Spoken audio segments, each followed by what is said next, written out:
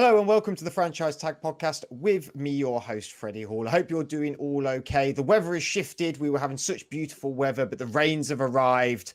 But it's okay because the Franchise Tag Podcast is still here. I have my co-host with me tonight, Adam, and we have Ash from Ash in the NFL. Ash, as you may know, is doing our social media stuff now. However, we're going to be getting on her more podcasts as well. This one being her debut one. So, Ash, welcome to the Future of the Franchise series, and we'll love having you on, and your content so far for the social media has been fantastic. And we're joined today by Samantha Bunton, who is the senior NFL analyst and content director for NBC Sports and co-host of the Free and Out podcast. She's going to be joining us to talk about Zaven Collins going to the Arizona Cardinals and Alex Leatherwood going to the Las Vegas Raiders as well. Samantha, I hope you've been doing it all okay. I know it's been crazy times that we are living in, but hopefully we're getting to the good point and slowly getting towards the start of the NFL season. Yeah, I'm in New York City and things are kind of starting to get back to normal at long last. We just had the 4th of July celebration here and it looked a lot like just regular old 4th of July. So really nice to get back to normal. It'd be great to have a normal NFL season this year too. Well, fingers crossed. A lot of the stadiums already saying that they're going to have full capacity, and hopefully the New York stadiums will as well for the Jets and for the Giants over at MetLife.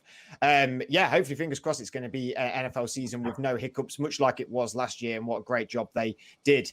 Right, we're going to start with Zaven Collins, I suppose. So obviously the first pick for the Arizona Cardinals, a pick that we weren't so sure, Samantha, about when it happened. Zaven Collins, a player that arguably was seen as maybe a second round talent. However, he went in the middle of the first round there. What was your reaction to the pick by Arizona when Zaven Collins' name was read out? Yeah, it felt like a little bit of a reach. I actually had him as an early second rounder and not necessarily somebody I thought Arizona would be interested in. However, I think it does match a little bit if you look at what Vance Joseph is trying to do with that defense and how linebacker heavy they are, and they have these packages that use 5 linebackers at a time. So while it wasn't their greatest need, and he was not necessarily somebody I would have expected to go that high, especially because for the most part, I mean, linebackers in the first round, a little bit unusual unless somebody is an exceptional talent, and while he may turn out to be one, he wasn't scouted. It was a little bit surprising. I would call it a reach, a small reach, but a reach nonetheless. Well, it was a slight reach, I suppose, but I think middle linebacker, we don't see him very often in that first round there. But with the likes of Devin White, with Levante David, how they really led the Tampa Bay Buccaneers to winning the Super Bowl in February, do you think that because of that, there is now the middle linebacker position, the linebacker position in general, has been boosted up by NFL teams because they've seen what the Tampa Bay Buccaneers did last year, and that they now put a lot more stock into that position? Somewhat. It is a copycat league. It has pretty much always been this way. So certainly I think people do rush out and whatever is the new concept, or maybe not so new, but perhaps not as at the forefront as what the Bucs were doing last year. Yeah, I do think that's a contributing factor. However, Vance Joseph was running, again, those packages with this very, very heavy linebacker sets, particularly looking for linebackers to rush the passer as well as drop into coverage at the same time. Way back at the beginning of last season, one of the first things he did when he got to Arizona as defensive coordinator is that. So I think what we're seeing now is sort of a confirmation of what he is doing, and probably what's allowing him, if you look at what Tampa Bay did and how successful they were with it, then that to me is kind of the green light for Vance Joseph, who was sort of not that successful in what he was trying to do last year, to say, okay, we're building something good. Look how well it worked for the Buccaneers. That can work for us too. Fab. And so I'm keen to know, what impressed you most about Collins at Tulsa? To me, and I will preface this by saying I don't watch a lot of college football for the sake of watching college football. I'm really only watching it. It's not my favorite, so I mostly watch it for the context of scouting NFL draft picks. So I'm looking at him mostly as an individual, not how he fits into a system. But what I liked about him is, in high school, he was a quarterback and a safety, and he transitioned really smoothly into the linebacker position when he got to Tulsa. So this is big adaptability, because he may very well have to change what he's doing again. Obviously, being a linebacker in college is not quite the same animal as being a linebacker in the NFL. So I love the way he was able to adapt so smoothly from one system to the next. It tells me that his transition into the NFL will probably be a lot less rocky than it is for a lot of players. From what I saw of him during like his tape and stuff like that, it definitely seemed like he was, a strong pass rusher. He's got the strength and the size, and also he comes across as though he's a really like a high quality tackler as well. So I mean, they're all great attributes that are going to help him hopefully into the NFL. I think the big strengths for him are really about his capability in pass coverage and the fact that he can cover relatively well. He's not the most physical tackler, which is something that he is going to have to work on, but he moves well for a big guy, and he's really, really fast for his size. So with that in mind, how well do you feel that he'll integrate into the Arizona team? Because, they do have a lot of veteran defensive players there. So, I mean, do you think that will help him settle in a bit more? I think so. I think it's always easier for rookies if there's a veteran presence there. And obviously, you have JJ Watt, who is also new to the team, but is certainly probably one of the best mentors we're going to have. He's not a linebacker, obviously, but we've already seen some sort of, I guess, local color, for lack of a better way of putting it, stories coming out of the Cardinals camp about between Collins and JJ Watt, which I think is encouraging, since this is somebody who's expected to be sort of an emotional leader for this team, even though he's new to the group, that he's already kind of taken this kid under his wing. And the people in his position group too, like you said, there's a pretty good veteran presence there. I think that helps. Also dealing with a defensive coordinator who's been around for a long time. He's not new to the job either. So I think it will help. I also think that kind of competition pushes young players to be better, especially guys who I think respond well to that sort of thing. And everything we've seen out of Collins indicates that he is somebody who responds well to that sort of stuff. He does need to be a more physical player, like I said earlier, but I think he is somebody who's pretty driven and will be motivated by competing with these guys, and also kind of willing to accept mentorship. Oh, fantastic. And so with that as well, just to kind of delve a little bit further, maybe into what some of his weaknesses are. I mean, what do you think maybe some more of those weaknesses are? And do you think they'll have, play maybe a major role in his, in his rookie year at all?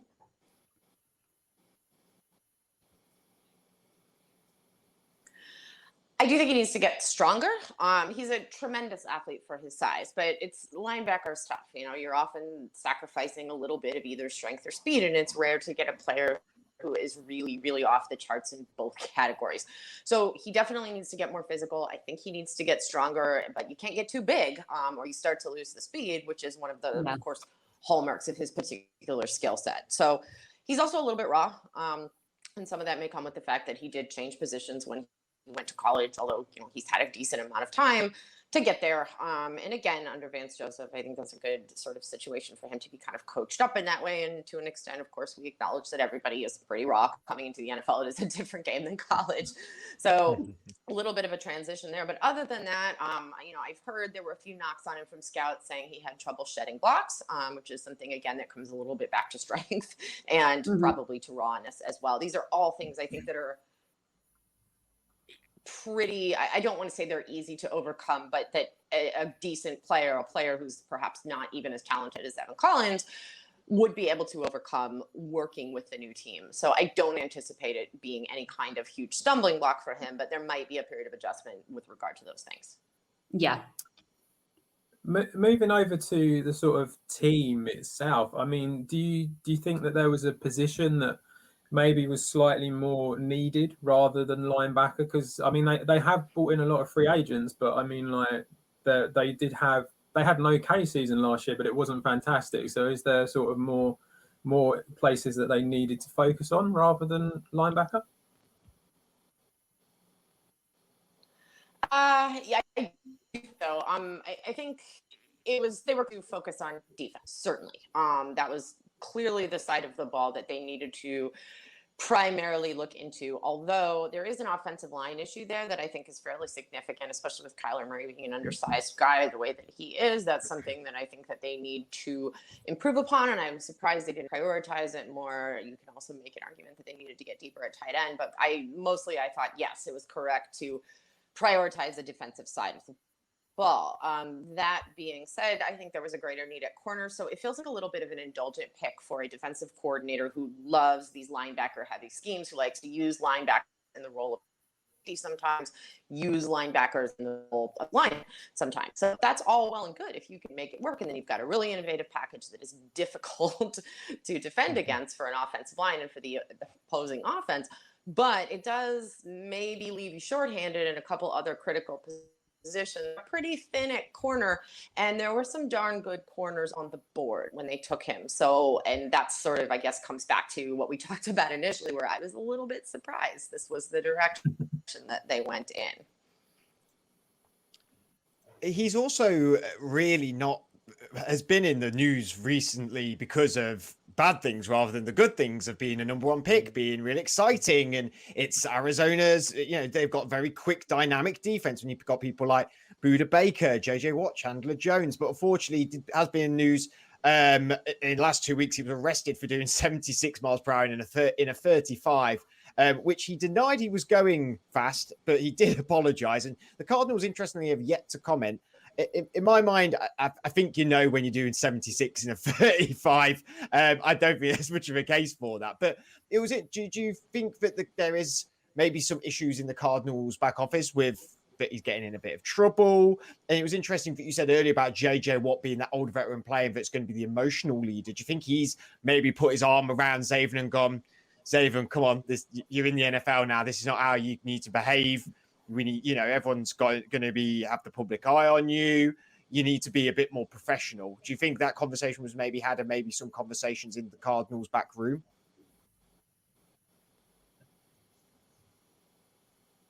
I hope so. And I think there's a high likelihood that it did.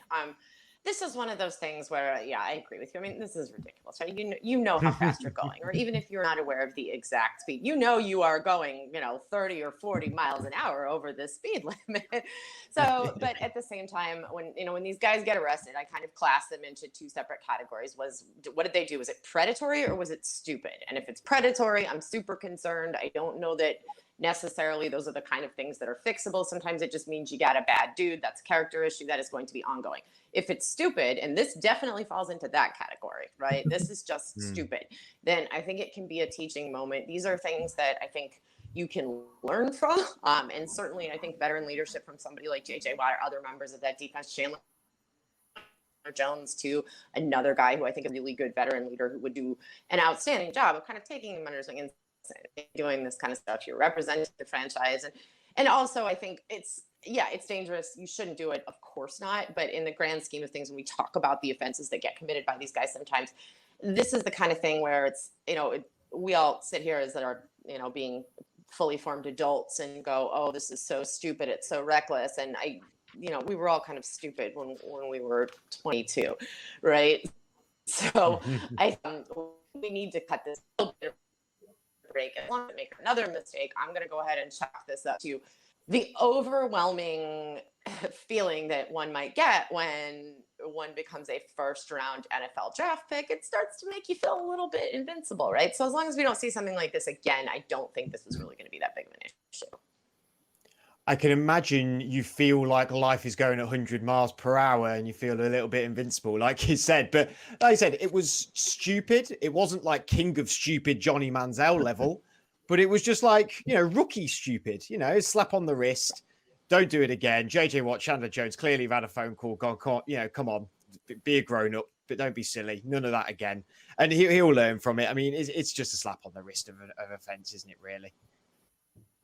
Well, right. I mean, this is, of course, a misdemeanor. They love to tell you when you see articles on this stuff, could do jail time. No one's going to jail for something like this. He's going to have to pay a fine. He may lose his license for a short period of time. But yeah, this is, to me, not a character issue, which is what this really comes down to. I think this kind of, you mentioned Johnny Manziel level of stupid. I mean, when you're Johnny Manziel stupid, then it does become a character issue because it speaks to, I think, a lack of work ethic and self-discipline.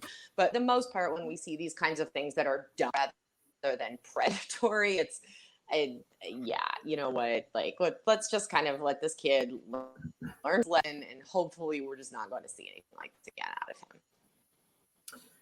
going away from Zaven Collins and the first round pick, I mean, how did you feel about the rest of their draft? I mean, they brought in, good players like Rondale Moore, who's, meant to be looking like he's going to be a decent wide receiver in the NFL. Do you think they did well with the rest of their picks? I think it was a decent draft. Again, I sort of questioned what they prioritized. I think they took the right people. I just don't know that they took the right people against need for their team, going after a wide receiver. And this is very much, this is the Cliff Kingsbury, right? Of course you're targeting pass catchers, which is fine. And I think that, any head coach, and he's pretty young and he doesn't have a lot of experience as an NFL head coach. And who knows, it's going to take you a couple of years to implement your system. And if it's something that he and Kyler Murray have proven to be at least somewhat of a pleasant surprise, I was a little bit skeptical coming in, and I think they've done a nice job.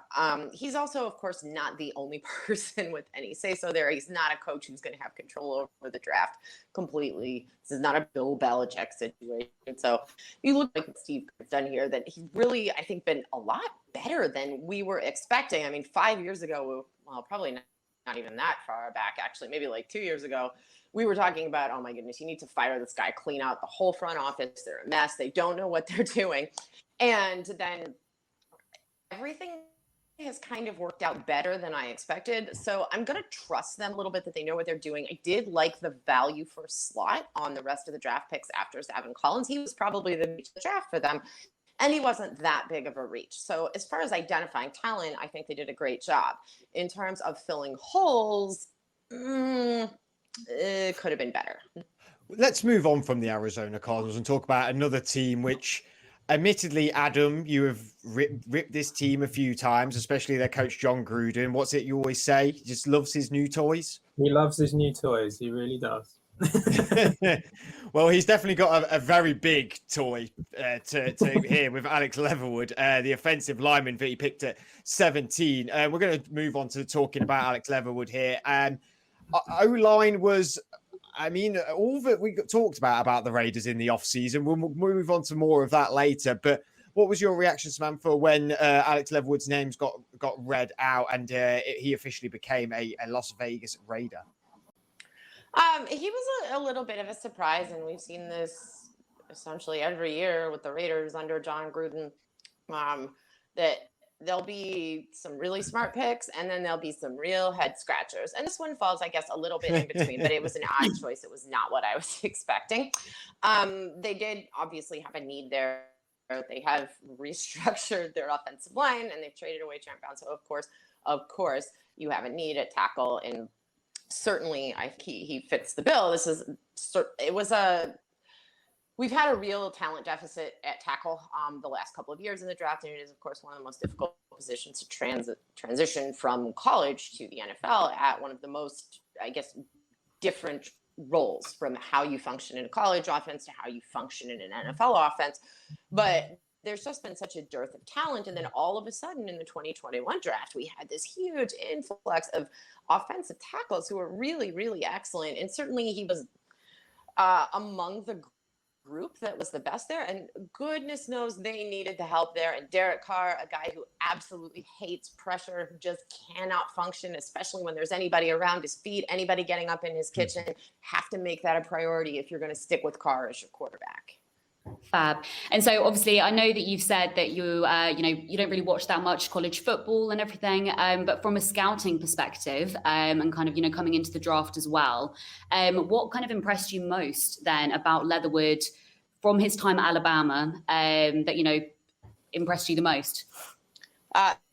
Quick feet. Then he's certainly a guy who is going to show up on scouting reports as like ideal size and, great height, great weight, that sort of thing. But he's got those quick feet, really good reaction, great at getting to the second level quickly. So these are all things I think that really, really matter. And again, he's also a guy who kind of comes up big in a big moment. And I know I said I don't follow a lot of college football, but I will refer back to that game, the national championship, when Alabama was playing Georgia, and he had to sub in for an injured Jonah Williams in the middle of that game. And Tua, of course, was the backup quarterback at the time, also subbed into that game. And these two backups just came up huge and won a national title against a respectably good Georgia game. And I love a guy who's big in the moment like that. And it is so hard to quantify that kind of stuff for offensive linemen because an offensive line functions as a unit. But the fact that he was able to stand out there. And then he came in, he was a freshman, by the way, when that happened. So Yeah. I really love that this guy just showed up really, really big in a moment where it was hugely important to do so. As we mentioned about, the changes of the O-line and everything that's happened in Las Vegas, do you think that this will benefit Leatherwood in a way? Because, he's going to be a starter. So to get reps straight away, and do you think that will be a plus point for him? Offensive line is tough. It's a little bit like back in the NFL has changed a lot, and the guys who used to sit for a year, sometimes longer than a year, and sort of get some experience by watching older players. It doesn't really happen anymore. And I think that's okay. Certainly it's hadn't been met with the modicum of success. Other teams, I'm not sure the Raiders are the best at this sort of thing. They're not great with transitions in this regard. They've done much better at positions like wide receiver and running back, where it's a lot easier to make the leap from college to the pros, because it's different than quarterback, offensive tackle, safety, other positions where there's a lot more of a learning curve when you're switching from one to the other. But I'm also somebody who generally believes that thrown into fire is the best way to learn. And, he's going to be at right tackle, so he doesn't have the toughest job on the line. He's got Colton Miller opposite him. And the fact that they've reworked that whole line, I think that's a benefit as well, because you're not like the one kid coming into a very established group. You are coming to a completely revolved offensive line. The Raiders have really whole position for years in the recent past. So if you have the opportunity to be part of what is supposed to be the fix for this position group, then yeah, I think that's actually not a terrible situation to be walking into for him. And what do you think one of his biggest or the main weakness that he will probably show coming into, his first season, especially with the Raiders? Is there kind of one weakness that you think kind of stands out most for him? He needs to get stronger for sure. He's not the most physical player. So a little bit similar to Devin Collins that way, and also not an unusual knock on college players that sometimes they are not in the best shape, or they are not perhaps as strong as they could be for their size. That is pretty, again, it's common. It's an NFL team knows better how to bulk these guys up. Also, some of them are not quite done growing yet, as big as this guy is. He's probably still got some maturing to do. They can get him onto a program that will help him with that. The thing that I think may really be more of an issue ultimately is that as much as we love a nice guy just in life, this kid seems to lack the mean streak that I think you kind of need to play football.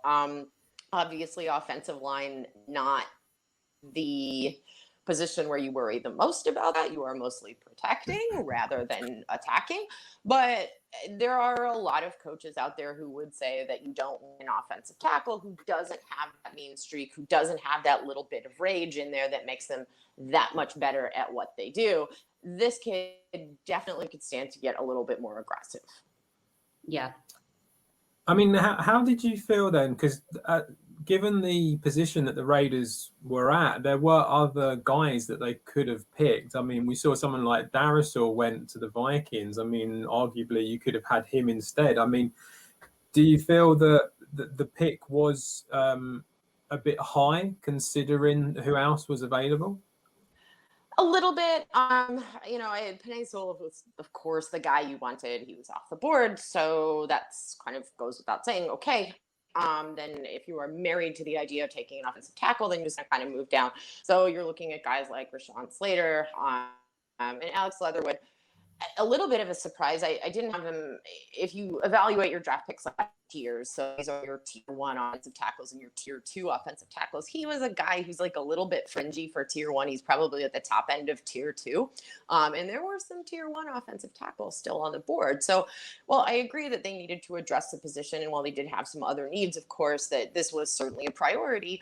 I don't know if I think he was the best guy on the board at that point. And that's where I think you start to question them a little bit and say, okay, I understand why you went offensive tackle here. And if you were picking a little bit later, or if we were talking about an early second round pick, I would completely understand it. But it feels like a little bit of a reach. But we say that a lot about a lot of first round picks who turn out to be exceptional football players. So we'll see.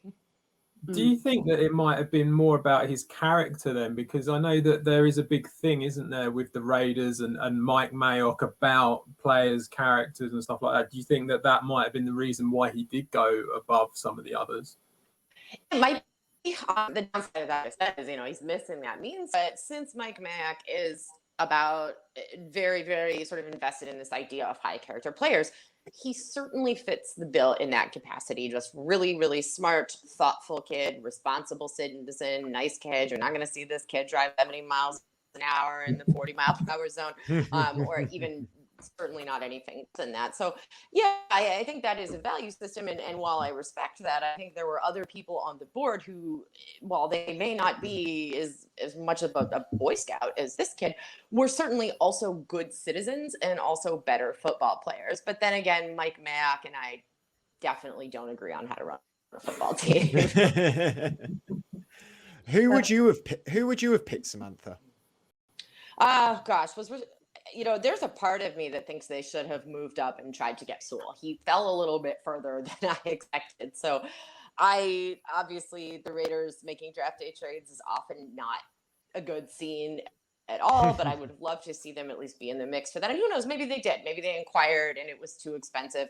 So, I mean, Rashawn Slater, certainly something I think you would have been looking at. And the other thing is there were still some pretty good offensive tackles on the board in the second round who they could have taken. So they could have spent this pick some other way without spending it there and still gotten the help that they needed at offensive tackle. I mean, there's an argument to be made that they actually could have gotten Leatherwood in the second round. Now, you probably would have needed to move up a little bit, but that's not a particularly costly move up, most likely.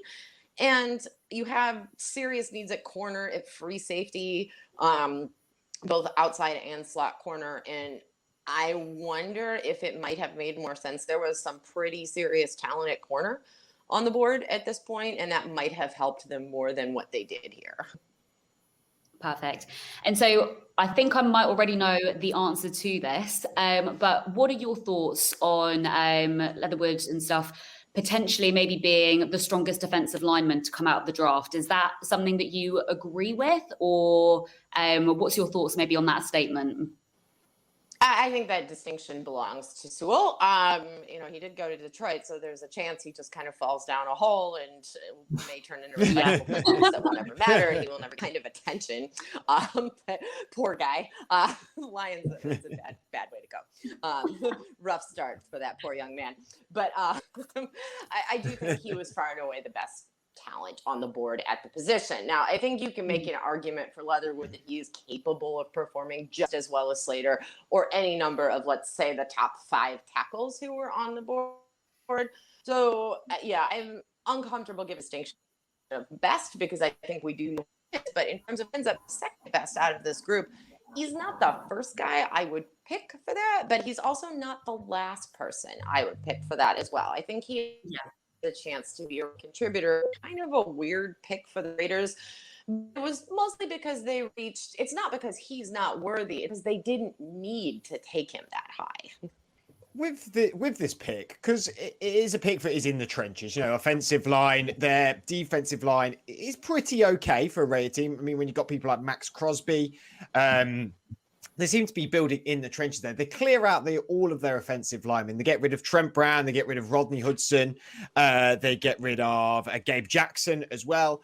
Older guys, expensive guys. What does this pick actually say about the Raiders' future going forward? Is there a culture thing of trying to clear out some of the age and some of the cost and rebuilding in the trenches and getting back to sort of hard-nosed football, so to speak, rather than they went for a few flashy picks last year with people like Henry Ruggs, and he was good. He wasn't great, but he was good.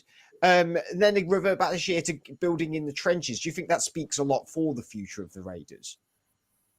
I do. I think that the smart way to build a football team is to start in the trenches. You build your offensive line and your defensive line first, and then you put the pieces around them. And so many teams, and we talk about how, all the NFL teams, of course, they're smarter than us. It's what they do for a living. And yet they do inexplicably dumb. Like a quarterback, if you're Cincinnati and you've taken Joe Burrow and you have no protection for him and no defense and very few pass catchers. But at the same time, how do you not hate Joe Burrow? So it's a tough road, but Raiders have a situation here in that they seem to believe Derek Carr, at least for the moment, or at least he's a good enough transition quarterback. So it gives you the opportunity to be at least somewhat competitive. Finished at 500 last year. Will be a little better than that, maybe sneak it off. Certainly, I think the door is open, at least as a wild card for them to do so. So you buy a little bit of time and you go ahead and build up those offensive and defensive lines from scratch and get a lot younger and a lot cheaper, so that when the time comes when you really feel that you are ready to kind of go hit the throttle and forward, and then maybe our Carr's not part of the equation anymore, but you already have that protection both on the offensive and defensive side of the ball in place for whoever the heir apparent is to that job. Also, some of this is just about cost. These guys, I mean, we say this more in baseball than we do in football, but if you're not going to compete within the window of the contract, then you trade, dump the contract. And I think that's what they were doing. They're getting expensive, not particularly, they weren't a particularly good line. I mean, and this is, you feel a little bit for Derek Carr because they have had to revamp that offensive line fully twice now, and we still don't know if we have something functional in place. But this is going to be his third sort of offensive line overhaul. And remember, of course, he did suffer a broken leg, essentially, because one of his offensive linemen failed spectacularly to do his job. So I feel for Carr in that respect, but they're setting themselves up relatively well for the future if this group works out. Just as you're here, we've got to ask you about, John Gruden obviously is going into his fourth year now. Mike Mayock as well I think he's going into his third. I don't think he was there at the start. Gruden's got a 10-year contract. I mean, how do you feel it's going? And how do you think that he's going to get anywhere near to the end of that contract? He had a lifetime contract, I believe, with ESPN as well. So this guy certainly knows how to get money out of people, right? But yeah, I can't see him making it all the way through a 10-year contract. I kind of like John Gruden, like just as a guy. He seems like a really nice guy. He's fun. I think he was entertaining as an announcer, if not particularly knowledgeable. He was certainly likable. I don't think he's a great coach. He did not build, of course, he gets a lot of credit for a team in Tampa Bay that he didn't build. Tony Dungy built that roster. And then he kind of came in and hung on and winning the Super Bowl that probably should have been won by Dungy. But I don't know that John Gruden is quite as incompetent as he appears in his worst moments. So bringing in Mayock was probably helpful. Again, that's an experiment too. This is a guy who spent a lifetime basically being a member of a media, who is now part of a front office, he was the mock draft guy.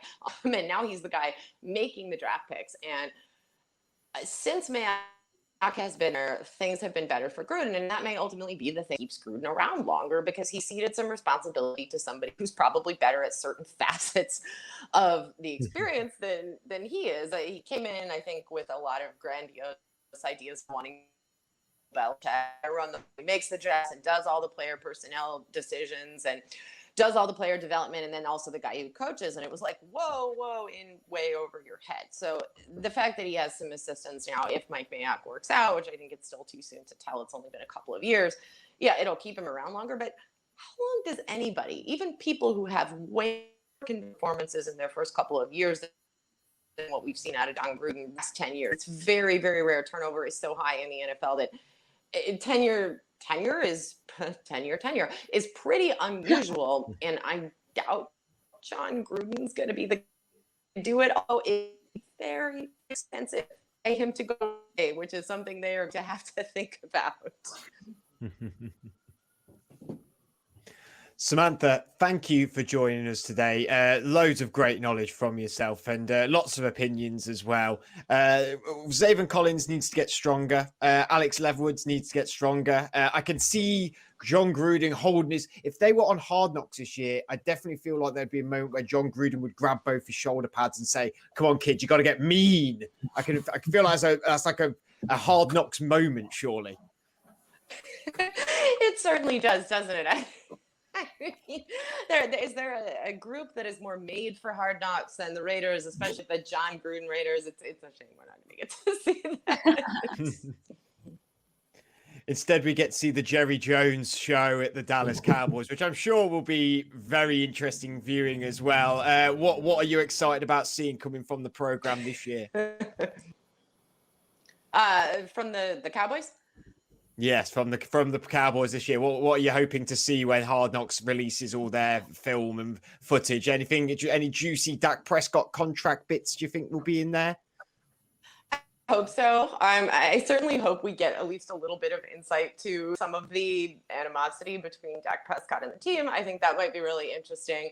Certainly Zeke Elliott, for better or for worse, is an interesting person. But mostly what I want to see here is Jerry Jones. I mean, I keep thinking back to that moment. This was 4 years ago, where we saw Jerry in the booth, in the owner's booth, watching the Cowboys game, and this was in a primetime game, and this kid came in from behind him, came in through a door with a little cloth, and Jerry takes off his glasses and hands the pair of eyeglasses I'm talking about, and the kid cleans the eyeglass lenses and hands them back, and you're thinking, Jerry Jones has a kid whose sole purpose is to come in and clean his glasses. So can we see the things that pays people to do? I'm kind of excited about that. Oh no, that wasn't an employee. That was just his youngest grandson. He's probably on minimum wage, bless him. We probably should start a GoFundMe.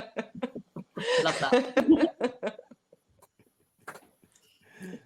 Samantha, thank you for joining us. We really appreciate it. Where can we find you on social media, and where can we find your podcast as well?